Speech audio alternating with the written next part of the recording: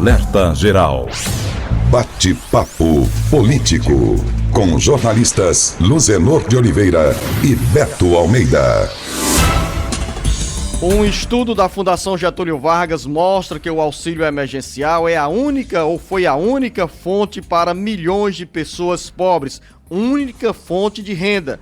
No Ceará, o auxílio emergencial beneficia mais de 1.300.000 cearenses. Vamos agora com mais informações com Carlos Alberto. A discussão sobre a prorrogação do auxílio emergencial acontece em meio aos resultados positivos para a economia brasileira, que nos últimos 3 meses recebeu uma injeção de 150 bilhões de reais, beneficiando 62 milhões de pessoas que ficaram sem emprego ou sem renda. A importância desse dinheiro na conta dos brasileiros se reflete nos números de um estudo da Fundação Getúlio Vargas. O auxílio emergencial, de acordo com esse estudo, foi praticamente a única renda da população mais pobre do país. O estudo foi feito pelo pesquisador Daniel Duque e tem por base os dados da PNAD Covid do IBGE. Em junho, entre os 10% mais pobres, o benefício voltado para os informais correspondeu a 97,2% de toda a renda domiciliar per capita. O número mostra o impacto que o pagamento de R$ 600 teve na sustentação da renda dos mais vulneráveis em meio à crise econômica provocada pela pandemia. Entre os mais de 21 milhões de brasileiros neste grupo, a renda domiciliar com o auxílio foi de R$ 271,93.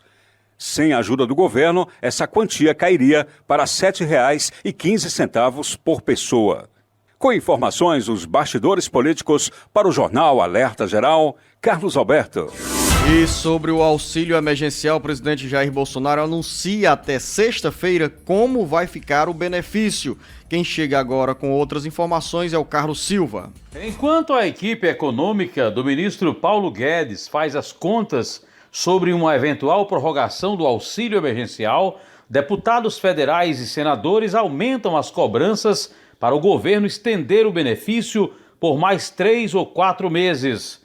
A expectativa é que até a próxima sexta-feira o presidente Jair Bolsonaro defina por qual valor irá prorrogar o auxílio emergencial, atualmente em R$ 600, e em quantas parcelas adicionais. Entre deputados federais e senadores, cresce o movimento em defesa de uma parcela de R$ 600 e 2 de R$ 300. Dentro do governo, uma corrente de técnicos defende a ideia de prorrogar o benefício com o valor de R$ 200 ou R$ 300 até o fim do ano, a fim de construir uma transição para o Renda Brasil, que vai substituir o Bolsa Família. A mudança pode ser instituída por meio de medida provisória, mas se essa for a solução para ampliar o auxílio emergencial, os senadores e deputados federais irão apreciar a proposta do governo federal.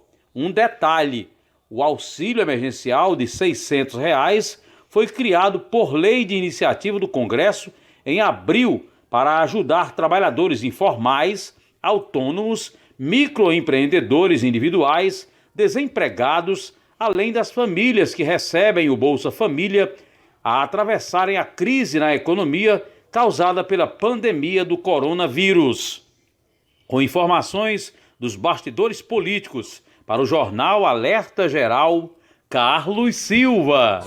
São 7h23. São duas informações importantes trazidas pelo Carlos Alberto e pelo Carlos Silva, os nossos repórteres, o jornalista Beto Almeida, falando sobre esse estudo da Fundação Getúlio Vargas que mostra que o auxílio emergencial foi a única fonte de renda para milhões de brasileiros, enquanto o Carlos Silva fala sobre esses estudos avançados do governo federal para definir até a próxima sexta-feira como ficará o auxílio emergencial. Dentro do Congresso Nacional, um grupo de senadores e na Câmara Federal, um grupo de deputados federais, tanto senadores quanto deputados federais, querem manter o benefício, seja com R$ 600 ou com um valor inferior ao que é pago atualmente pelo governo federal.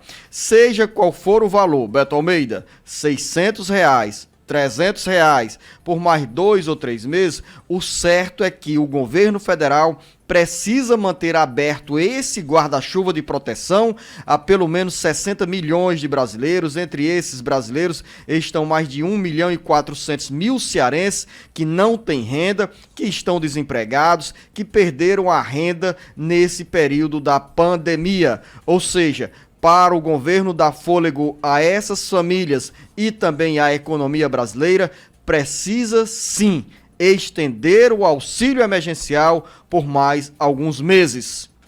Beto Almeida, análise política com credibilidade e isenção. Olha só, Luciano, o governo vive aí uma verdadeira encruzilhada. Primeiro, essa constatação do estudo de que o auxílio emergencial ajudou o brasileiro de baixa renda a enfrentar a recessão provocada pelo coronavírus, isso daí a gente constatou aqui, inclusive pela economia verificada nos pequenos municípios, a chamada pequena economia, foi o que salvou de fato o brasileiro, o trabalhador informal. Só que o governo, Luciano, hoje, ele tem um custo realmente altíssimo para manter esse programa do auxílio emergencial, o benefício. E aí o que faz? Beto, permita-me apenas uma observação, quando você fala assim, um custo muito alto para manter esse benefício. A conta será paga mais cedo ou mais tarde. Até o momento o governo já investiu, vou colocar investimento, já destinou mais de 200 bilhões de reais para pagar essa conta. Seja qual for a decisão a ser tomada nesta semana, Beto Almeida, o cálculo corretíssimo, 300 bilhões de reais, e eu repito, essa conta será paga no futuro, não se sabe de onde virá o dinheiro, mas o mais preocupante neste momento é que nós tenhamos condições para essas famílias pobres, para os desempregados, para os trabalhadores informais que perderam a renda, a necessidade dessas pessoas terem esse dinheiro. E quem pode socorrê-las é justamente a União. Não, eu acho que não resta mais dúvida, o governo já percebeu isso, inclusive pela popularidade que isso representa hoje para o governo e para o presidente Bolsonaro, de que o auxílio emergencial vai continuar até o final do ano. A dúvida é saber, Zeno, o percentual, o valor na realidade. Essa parcela mais uma de 600, o restante de 200 ou 300 reais. E aí vem uma outra preocupação, sabe qual é? Como o governo vai esticar o pagamento do auxílio emergencial até dezembro e a partir de janeiro, Zeno, como é que fica? O governo vai parar de vez mantendo apenas o Bolsa Família? É essa preocupação que você falou. Vai ter que criar agora um auxílio emergencial, aliás, o Renda Família. Agora, olha só, hoje, Luciano, eu estava até olhando aqui quanto é em média que cada família recebe. R$ 190 pelo Bolsa Família. O governo quer praticamente dobrar, porque o Renda Brasil vai passar o mínimo para algo em torno de R$ 300 o benefício. Com isso, os gastos do governo vão praticamente dobrar. Então, essa vai ser a matemática que o governo tem que preparar e rápido, porque tem que enviar nas próximas semanas esse programa do Renda Brasil para que não haja um vácuo entre o fim do ano e o começo de 2021 sem que as famílias tenham essa renda complementar, entendeu? Então vamos acompanhar, Beto Almeida, porque essa decisão a ser anunciada pelo governo federal é importante para milhares de cearenses, para milhões de brasileiros. São pelo menos hoje 62 milhões de brasileiros que recebem o auxílio emergencial. E vamos levar a você, ouvinte internauta, outras informações dentro do alerta geral. O presidente Jair Bolsonaro sancionou, jornalista Beto Almeida, a medida provisória que garante pelo menos 16 bilhões de reais a estados e municípios. Esse dinheiro é para cobrir as perdas que os estados e os municípios tiveram com FPM, que é o Fundo de Participação dos Municípios, e FPE, Fundo de Participação dos Estados. Os municípios já estão recebendo, assim como os estados, essa grana, mas somente ontem houve a sanção desse texto da medida provisória. É bom você ter dito isso, Luciano, para explicar, porque muita gente, o nosso ouvinte pode estar ouvindo, poxa, é mais dinheiro? Não, são aqueles 16 bilhões para ajudar exatamente os municípios e os estados que tiveram perdas com FPE e FPM. Lembrando o seguinte, que o projeto original previa ajuda aí extra, Luciano, por 4 meses, abril, maio, junho e julho. E agora, pelo projeto que foi sancionado, esticou até o mês de novembro.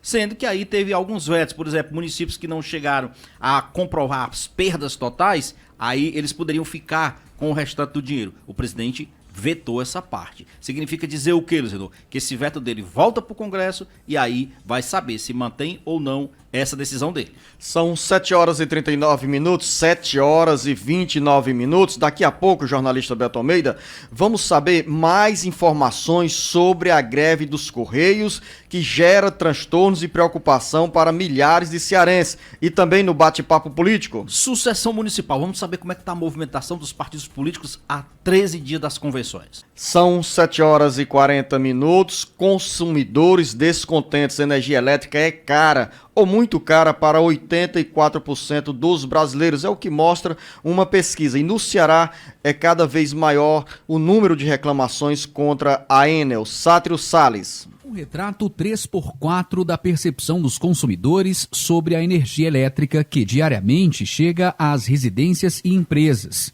Uma pesquisa do IBOP, encomendada pela Associação Brasileira dos Comercializadores de Energia, Abraceel, aponta que 8 em cada 10 brasileiros consideram a energia elétrica cara ou muito cara, no caso, 84%. Para a Abraceel, o valor pago pelos consumidores tem se tornado mais evidente nas despesas das famílias, já que as pessoas que consideravam o preço caro ou muito caro no ano de 2014, primeiro ano de realização da pesquisa, chegavam a 67%. O percentual atingiu a maior marca em 2014, com 88%, e no ano passado, com 87%. A pesquisa ouviu 2.000 pessoas em todas as regiões do país, entre os dias 24 de março e 1º de abril. Considerando os dados deste ano, de acordo com a Agência Brasil, 55% dos entrevistados afirmaram que o alto preço é causado pelos impostos e 28% pela falta de concorrência no setor. Se já não bastasse o preço elevado, no Ceará, os consumidores sofrem com a péssima qualidade do atendimento da Enel, que é alvo de ações dos órgãos de defesa do consumidor. Com informações do Ceará, agora para o Jornal Alerta Geral, Sátiro Salles. São 7 horas e 42 minutos. Não faltam motivos para os consumidores de energia elétrica, Beto Almeida, especialmente no Ceará, se queixarem tanto do preço alto da conta salgada a cada mês, como também de cobranças às vezes indevidas e mau atendimento por parte da Enel. O custo é alto, Luciano. O serviço é muito caro, sem sombra de dúvida. E muitas vezes esse serviço não tem uma contrapartida na qualidade. Pela demora no atendimento que se dá ao consumidor, pela forma como às vezes é feita a tarifação, a cobrança, que você não entende. Essa cobrança, por exemplo, ela não é feita lá olhando para o seu medidor quanto foi que você gastou, mas é feita em cima de uma média de um custo presumido, de um consumo presumido do que você faz. Então, assim, o que existe de reclamações hoje da Enel nos órgãos de defesa do consumidor e na própria ANEEL não é injustiça com a empresa, não. É pelo contrário, é um sintoma, é uma constatação de que o consumidor não está satisfeito com os serviços da Enel. Ou seja, é um sintoma do descaso da Enel com os clientes, tanto na Grande Fortaleza quanto no interior do Ceará. Eu, como consumidor, desisti já, Luciano. Por exemplo, da pandemia para cá, eu paguei contas, a minha casa fechada, eu cheguei a pagar contas, Luciano, de 250, 300 reais. Fui lá tentar resolver pelos canais, não consegui resolver, cansei tanto que desisti. E infelizmente, jornalista Beto Almeida, muitas pessoas se tornam impacientes ou jogam a toalha, desistem de brigar, né? Que parece-me que essa tática que a Enel e outras empresas usam para cansar o contribuinte, cansar o consumidor, diz, um dia ele vai cansar. E assim cansou o jornalista Beto Almeida.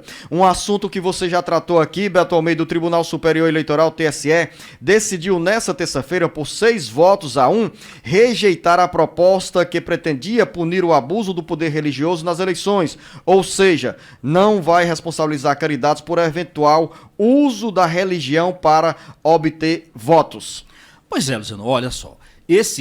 Vamos dizer assim, essa sanção, ela não existe hoje na legislação eleitoral. Foi um entendimento do ministro Fachin, depois daquele processo, né, de uma pastora, acho que é na Bahia, né, que ela foi acusada de ter usado a sua autoridade religiosa para pressionar né, os seus seguidores, os seus fiéis a votarem nela. Então, por conta disso, veio esse entendimento, ou essa proposta do Fachin, para que o TSE também enquadrasse como crime eleitoral o chamado abuso de autoridade, que é o poder que os religiosos têm, e aí de todos os segmentos, né, da religião, sobre, logicamente, os seus fiéis. Só que isso acabou não prevalecendo. De fato, não é muito difícil você entrar numa constatação dessa, porque você pode cair num campo, às vezes, que diz que é perseguição religiosa, enfim, é uma medida, de fato, polêmica. Já havia a sinalização de que isso não fosse adiante. E a última informação, sessão híbrida hoje na Câmara Municipal de Fortaleza, entre presença dos vereadores e também participação pela internet? Exatamente, Luciano. Inclusive, na semana passada, muita gente estranhou, por exemplo, que no segundo dia da semana de sessão, né, presencial, o plenário da Câmara Municipal esteve vazio. É bom que se diga que muitos vereadores, por exemplo, na primeira vez quando foi retomado, todo mundo quis marcar ali o seu ponto, como se diz, e marcou presença no plenário, presença física, que eu digo. No entanto, esse debate, essas propostas que vêm sendo discutidas, as sessões que vêm sendo realizadas às quartas-feiras, é bom que se diga, muitos dos vereadores, muitos deles de risco, acabam ficando lá, Luzenor, nos seus gabinetes. Mas hoje tem mais esse teste. Só que a gente chamou, e eu acho que não deu tempo de discutir isso, nós vamos falar sobre isso amanhã, sobre convenções municipais. Tem a movimentação dos partidos que está intensa. Lembrando, por exemplo, que na semana que vem já é uma semana que é para ser extremamente decisiva em relação a esse novo cenário que se prepara aí, principalmente aqui na capital. Ainda tem muita indefinição, tem muita conversa. E muita articulação. São 7h46, jornalista Beto Almeida, você ouvinte internauta, uma boa quarta-feira. Um bom dia a todos, até amanhã. O Ceará inteiro ligado através da informação. Alerta Geral.